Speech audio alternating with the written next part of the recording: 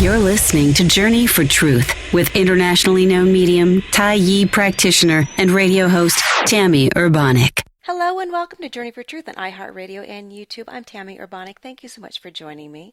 Journey for Truth is always on demand. There is a new book that I think many people will enjoy, if not everyone. It is titled Consciousness of Man. It is now available on JonahLifeInstitute.com. This book will challenge your mind and really open your heart. So again, check it out on JonahLifeInstitute.com. And again, that title is Consciousness of Man. My guest this week is Cindy Holbrook. Cindy has worked to overcome her trauma, her fear, and now coaches others to do so as well. Cindy, welcome. Thank you, Tammy. It's my pleasure to be here. Now, your childhood started off with some trauma. Tell us about that. Yes, I was raised in a very dysfunctional family. I like saying that my family made the word dysfunctional. I was sexually, physically, and mentally abused by my father growing up. He was very physically abusive with all of us. Whenever I was 14, he broke my ribs, and I actually got the least of the physical abuse. Wow. And then there was the mental abuse, which was very traumatic growing up. He would always keep my sister and I quiet about the sexual abuse by saying if my mother ever found out, it would kill her. So this was a deep, dark family secret, the skeleton in the closet that we kept hidden forever, for a very, very long time. My father was a very sick man. He did some pretty unbelievable, unthinkable things.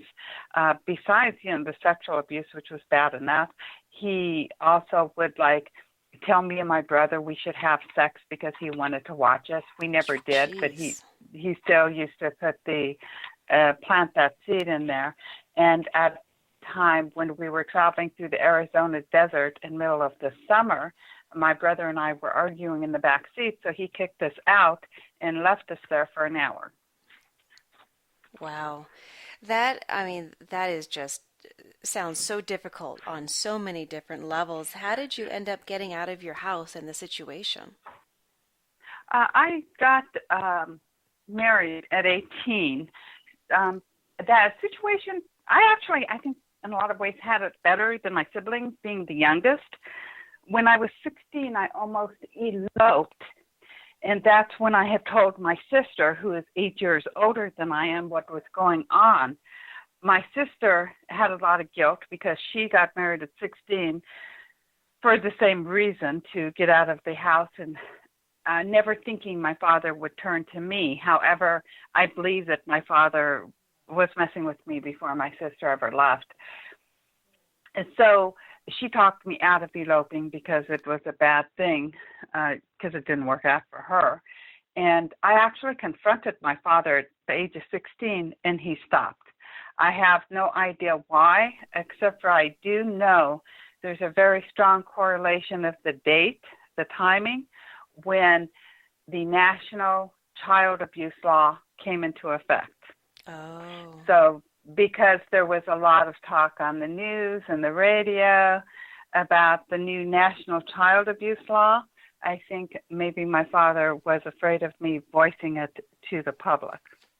So you confronted him. Was this, a standing there in a verbal confrontation? You just said no? How did that occur? It was. I was actually learning how to drive. My mother never drove, so my father was teaching me how to drive. And I don't remember what he was saying, but I remember I had just had enough. And I pulled over to the side of the road and got out of the car. We were on this busy street, and there's a brick wall, sidewalk and this brick wall. And I can just remember screaming at him, telling him he was sick. I was tired of the way he spoke to me. I was tired of the things he did to me. He was my father. He shouldn't treat me this way. And it stopped. But it took him a long time to get me back in that car because I had just had enough. Something inside of me snapped. Now, you stated, and I do want to get back to the marriage piece that you mentioned, but you stated that he convinced you to not tell your mother. Do you think that she suspected that there was the sexual abuse going on. I do not believe that she suspected or she knew. You know, I was a child in the 60s and early 70s. Nobody spoke about stuff like that in those days. And people wouldn't even think about it because it was never spoken about. As a child, I just believed it happened in everybody's family and nobody spoke about it. You know, a lot of people, you look back and you think, oh, it was horrible, it was so traumatic. But during the time, it wasn't traumatic, it just was. I was used to it. It was my life. I, you know, definitely can't say it was a familiar zone, but I understood what was happening. I understood what was expected of me. I understood how to talk and how to react, et cetera, et cetera. One of the main reasons I do not believe that my mother knew is two of my brothers were alcoholics, and my sister was going through a really trying period in 1992, so she started seeing a psychiatrist. Now, she did not remember a lot of her childhood, whereas I actually remember everything, which I believe is a blessing, because whenever you remember it, you're not fighting, trying to figure stuff out as much. And she went to my older brother, the one that was closest to her age, and told him what, you know, was talking to him, trying to remember her childhood. And he got drunk. My mother and my father went to their house, and my brother told my mother about the sexual abuse. The next day was my mother's 69th birthday, and my sister went over there in the morning, and my mom said, hey, I heard rumors that there was incest. I want to know what happened. My sister at that point in time decided, okay, I have to tell Mom everything, but I can't tell her without Cindy because of sibling bond, and she changed the subject. Later that evening, I went to Mom's house for her birthday, and she asked me the same question. I could not answer her neither without my sister there, but had decided it was time to tell her everything. I left my mother's house at 11:30 at night. She was 100% perfectly A-OK. She died of a massive heart attack the next morning at 8:30 in the morning. My sister and I really struggled because we felt like we had caused her death, because after so many years of being told if she ever found out, it would kill her, and her finding out simply because us not answering her answered her. And then she died of a massive heart attack. It was just added a lot more trauma to all the trauma that had already happened. That is just, you're correct. That is another trauma on top of everything else. Now, you stated earlier you left to marry at the age of 18. Was that a successful marriage, or did it continue more of the trauma? That was not a successful marriage. There was a lot of learning there. A long time ago, there used to be this psychologist who stated that whenever you come from a dysfunctional home, you feel like you're half a person. So you seek out these other half people that were also traumatized in their own childhood, trying to make a whole person. My first husband was, you know, at the beginning, I mean, I thought that I loved him. He thought that he loved me. And we shared a lot of connection, but we also both came from very dysfunctional, traumatizing homes. Earl was the oldest, or the second to the oldest, but he had more of the eldest personality traits, and he always would care for his younger siblings and his mother. His first memory of life was seeing his father beat the holy crap out of his mother. And his father was an alcoholic, so he had his own issues to deal with. Not that I understood that back in the time, right, that he brought into the marriage. So he was very controlling, and he was very, I would say, the textbook classic adult child of an alcoholic. Don't wear my dirty laundry. So everything was supposed to just be swept under the rug. You don't talk about it, you don't see it, it just is.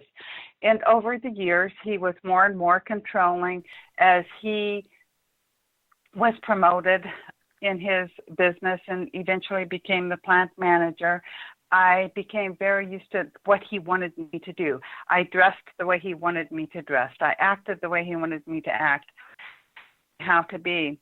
And I still thought I was happy. There was like so much trauma in the first 38 years of my life. Thinking back about it, it was pretty crazy. And I am in the process of writing a book about my life. But I was sick for a long time because of the sexual abuse. It had really screwed up a lot of my female parts. In 1990, I had a hysterectomy. But just before that, Earl started this emotional affair with somebody. So that created even more. So I had so much trauma and so much hell going on that I didn't know what to think. I started seeing a coach because I wanted Earl and Amy, my daughter, she was 14 at the time, and she started getting involved in gangs. And so I thought my life would be okay if Earl and Amy changed. So I started seeing this coach, and she told me, hey, Cindy, your life is your choice. And I thought the woman was nuts because this was in the midst of, after my mother died, at her funeral, I was hitting Earl saying, why couldn't it have been my father? And then I found out my father had a brain tumor, so I felt like I killed him too. Jeez. And then my grandmother died. So within a 3-year period, I had 1 week after my mother died, Earl told me he didn't love me anymore, but was going to stay with me for the kids. So within a 3-year period, I had my mother, my father, my grandmother die. Earl's father, whom I was very close to at that time, almost died. Earl told me he didn't love me anymore. Earl's brother got murdered, and we had about 5 other deaths between grandparents and aunts and uncles. And my daughter, like I said, started getting involved in gangs. So I was a 100% complete basket case. I can only imagine. I mean, how much trauma can someone take? Death after death after death, and then you still have all of the abuse that hadn't yet been really dealt with and addressed head on anyway. Yeah. So this counselor, or this coach rather, said, your life is your choice. I can only imagine the thought going around in your head, like, absolutely not. So how did you go from that's a joke to, there's actually credibility here. There's information here. There's wisdom here. Right. It took me a while because, like I said, I started seeing her because I wanted to change her own Amy, because I thought, hey, if I could control that, if they would change, my life would be okay. And the more I thought about what she said, and the more she kept reiterating it to me, is that I could not control what Earl did or how he felt. I couldn't control everybody dying. I couldn't even control my 14-year-old daughter, even though I did put a lot of things into practice that my daughter now sees that saved her life to pull her out of the gangs. But I did understand that regardless what happened, that I could control my thoughts. I love the serenity prayer. God, grant me the serenity to accept what I cannot change, the courage to change the things I can, and the wisdom to know the difference. Because there's only one thing in this entire universe that you can change. And what is that? You can only change yourself and your perceptions, your actions. Exactly. And, whenever my coach told me your life is your choice, that's whenever that really started to sink in. The only thing I could change, the only thing I had control over was my thoughts, my perceptions, how I chose to respond to what was going on around me. Mm-hmm. And it was really the beginning of my own journey, of me getting the courage to leave my ex, because he never would have left me.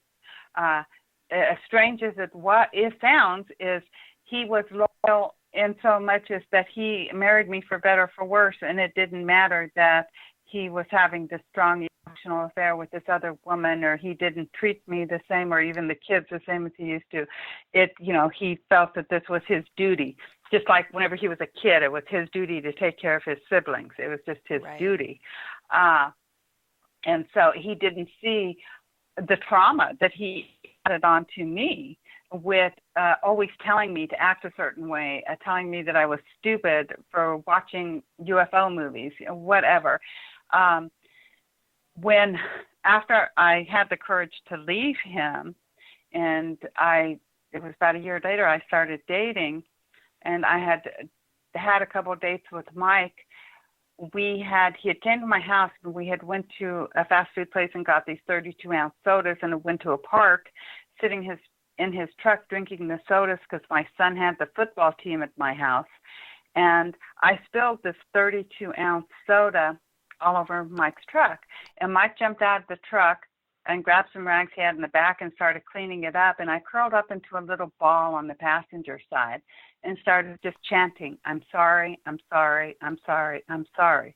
Had he told me I was stupid, I was clumsy, I effed up his truck, it was never going to be the same, I would have, that's what I was used to, both from my father and from Earl. I was used to being berated for any little accident or mistake that I made. And Mike looked at me with the most confused look on his face and said, "Baby, you have nothing to be sorry for." And I started sobbing. And that was, I think, another huge healing point, because that's whenever I really started seeing how much all of the mental abuse had really impacted me. Exactly. Mike sat in the wet, sticky seat for 3 hours while I sobbed. I mean, hysterically sobbed. I'm married to my very good second healthy marriage. And to this day, Mike's always like, nobody should get that upset over spilling a Coke. Right, exactly. And, unless you're carrying around a lot of trauma, then I can see getting that upset over spilling a soda. Right. And, there's just so many different little things. I'm trying to remember. My husband, he jokes a lot, and there's something that just happened. I don't remember really what it was, but after he said it to me joking, and, I looked at him, no way you could have said that to me 20 years ago. And he goes, "No, I couldn't have," because I knew he was joking, but it had something to do with so much of the trauma that even Earl wouldn't let me put the visor down in the car. Don't ask me why, but I just wasn't allowed to. So there was a lot of, controlling. A lot of people, they think of the sexual or physical abuse, and they think it's horrible, horrible, horrible. And I'm not saying that it's not bad, but that's not the part of the abuse that sticks with you and impacts you. I mean, the actual act of sex, even as horrific as it is, it's the mental part that drives you nuts, because there cannot be any physical or sexual abuse without an aspect of the mental. Exactly. And it's the mental that will drive a person, nuts, because you feel like, you feel shame. You feel like, what did I do to deserve this? Or, is this all that I'm good for? All different types of things like this that you think because of the sexual or the physical abuse. Right. So you did a lot of work through therapy, coaching, and really addressing these traumas and working to heal and overcome these traumas. And now you're assisting others, divorce coaching. You're assisting women to really learn how to thrive in their life instead of survive. How are you doing that? Are you teaching them the steps that you yourself went through? A lot of the steps, yes, and let's say they're a lot more simplified than what I had actually went through, because it took me years to learn a lot of the steps that I use now, whereas I have seen women actually start to turn their lives around pretty quickly, because it all comes down to we're taught how to live by watching everybody around us. My father never once hit my mother. I personally never heard my mother or my father yell at each other. Out of us 5 children, the only person that ever heard them argue was my older brother. After my dad kicked me and my youngest brother out in the middle of the desert, my oldest brother said that's the only time he ever heard my parents argue, because my mom was so pissed off and kept telling my dad to turn around and go back and pick me and my brother up. Other than that, none of my siblings ever recalled, but he had this control. It doesn't have to, over her. And I learned from her how to be an abused wife, how to, keep everything be Keep the the peacemaker, peace. let's Yeah. say. Yep. Mm-hmm. Don't rock the boat. Don't say anything. I remember my mom lying about things that my brother had broke, so my father wouldn't beat the crap out of my brother. My brother was actually the youngest one that got kicked out in the desert with me. He experienced the worst of the physical abuse, and so it's just very interesting how we all had like different types, but very similar. Mm-hmm. My father, like I said, he was a very sick man. I have no idea what happened to him to make him be that way. Before he died, he did ask me for forgiveness. But what is very, very interesting is when my sister confronted him after he was diagnosed with a brain tumor, there was this woman named Charlotte that was caring for him at the time. He told my sister, don't tell Charlotte. But he never asked my sister for forgiveness, which is sort of weird. But how do I teach people? A lot of it's just making peace with the past. Mm-hmm. Forgiveness. Because whenever you can, it's even, I think, more of a deeper than forgiveness. Because, I definitely believe that you have to forgive. And I have spoken to some people who they're like, I can't forgive, I can't forgive, I can't forgive. Mm-hmm. But making peace with it's almost sort of forgiving, because whenever you make peace with it, it's not controlling your mind. Right, exactly. Whenever you make peace with the past, you can tell stories without choking up or without crying. My very first memory of life, not my first, but it's definitely probably one of my first memories of life, I was 6 years old. And this is why I'm sure that my father was messing with me before my sister left. I was being babysat by a family friend who forced me to give him oral sex. And I didn't like it. And he told me, he had caught me and the other kids in the neighborhood playing doctor. Okay, we were like 6, 7, 8 years old, right? It wasn't no big, huge thing, even though the little 7, 8-year-old boys in the neighborhood thought it was. So this friend that was watching me forced me to have oral sex with him and told me, because if your mother knew what you were doing, she would be so ashamed of you. And, everybody just always used my mother. And there was another family friend that sexually abused me for years, basically making me his buddy. So there were 3 men before I was 12 years old. But this one specific one at 6 years old, I remember I didn't feel safe talking to my mom about it because I didn't want her to be ashamed of me. So I remember telling my father what happened. So I'm a 6-year-old little girl, and I tell my father that this man forced me to have oral sex with him. And my father said to me, "Did you enjoy it?" That's crazy. Mm-hmm. And I could not tell that story without really getting emotional about it, probably up to maybe 10 years ago. And now, even though there may be a tad bit of emotion, I have made peace with it. It just happened. That's what happened. It is what it is. I cannot go back in the past and change it. Right. And I see definitely making peace with something as the same as deep levels of forgiveness. When you forgive, when you truly forgive, you are not only forgiving the person, the event, but also forgiving yourself. Not that we need to see ourselves as bad and wrong, but we're part of that whole package. And forgiving truly means you're letting go of those emotional attachments that are connected to the person and to the event. So truly letting that go. Mm-hmm. And I agree with you, but there's somebody else that I'd read. There's a girl online, and I know that she teaches people just about the sexual abuse. And I know she hates the word forgiveness, and I couldn't understand why. I was like, how can you not like the word forgiveness? How come you can't tell these people that have been sexually abused they have to forgive in order to move forward? And not that I ever spoke to her in person. All I've ever done is read her stuff. And whenever I was reading her story, she came from a very, very strong Christian home that was really into forgive and forget. And it was embedded into her mind so much that she will never could never say, I have forgiven you. And she has moved on because she has made peace with what's happened. She's like, hey, it's happened. I can't change it.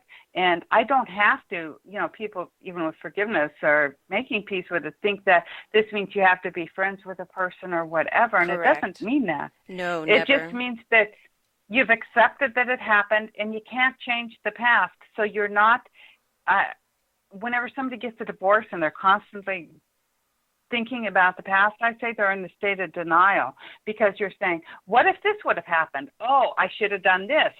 Or, the should have, would have, could have. Right. Because whenever you're doing that, what you're doing is you're trying to rewrite your past. And if you're trying to rewrite your past, you have not accepted it, and trying to rewrite your past is only giving you more grief and more trauma in your present moment. Certainly, when a person forgives, it is never to forget, because when you forget, then you're bound to repeat another painful choice. But forgiving Correct. is also not saying it was okay. It's not saying it was acceptable, and it's not saying I have to be your buddy. It is really choosing to let go of those painful emotional attachments. And this has been great information. Where can people find your personal information as well? Yes. If you go to coaching for FOR, divorced, plural, woman, plural, WOMEN, .com, you can find out about if you're a woman going through divorce. I find a lot of women going through divorce have had a lot of trauma, either from their parents or from their previous spouses. Also, I'm embarking on a new journey where I am working with other coaches who have trauma in their past that are keeping them from playing big in life. And that website is livefullylovefully.com. Excellent. Well, thank you, Cindy, so much for being a guest on my show this week. Thank you, Tammy. It's been my pleasure being here. And thank you, listeners, for joining me here as well on Journey for Truth on iHeartRadio and YouTube. Until next time, have a fantastic week.